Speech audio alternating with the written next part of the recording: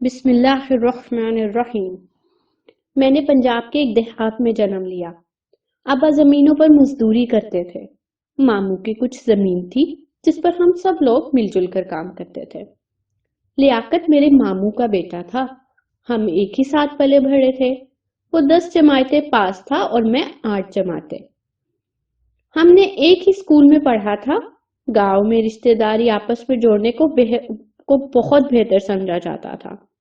میری منگنی بھی بچپن میں لیاقت سے کر دی گئی۔ جب میں 16 برس کی تھی مجھے اپنے ماموزاد کی دلہن بنا دیا گیا۔ میں نے بیاہ کر کہاں جانا تھا؟ گھر تو ایک ہی تھا، بس ایک کمرے سے دوسرے کمرے میں منتقل ہو گئی۔ ممانی ماں جیسا پیار کرتی تھی، ساس بن کر اور بھی مہربان ہو گئی، اور لیاقت وہ تو مجھ پر جان چھڑکتا تھا۔ مجھے پا کر جیسے بے حد نہال تھا، لیکن میری خوشیوں سے بھری زندگی اتنی مختصر ہوگی ایسا میں نے کبھی نہیں سوچا تھا۔ دیہات میں اکثر ایسا ہوتا ہے کہ اگر دلوں میں میل آ جائے تو بہانے سے لڑائی ہو جاتی ہے۔ اس روز بھی کچھ ایسا ہی بہانہ بنا کہ ہماری بکری ہمسائے کے کھیت میں جا کر گھسی اور اس کی سبزی تہس نہس کر ڈالی۔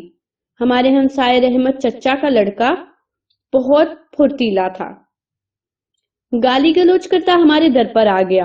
شور شرابہ سن کر لیاقت بھائی دروازے پر گئے تو وہ ڈنڈا تانے کھڑا تھا۔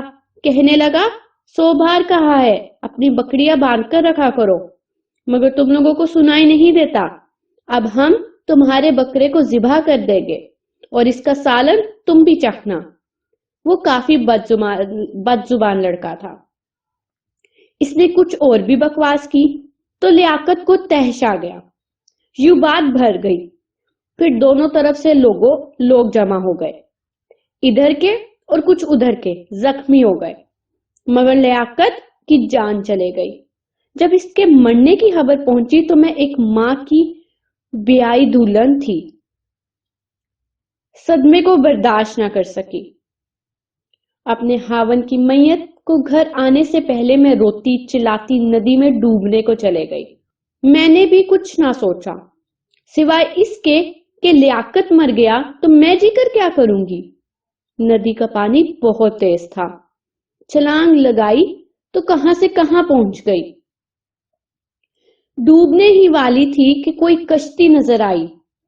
اس کشتی والے نے چھلانگ لگائی اور مجھے بچا لیا، مجھے موت کے منہ سے کھینچ لیا اور پھر کشتی میں ڈال کر اپنے گھر لے آیا جہاں اس کے بھائی بیٹھے ہوئے تھے۔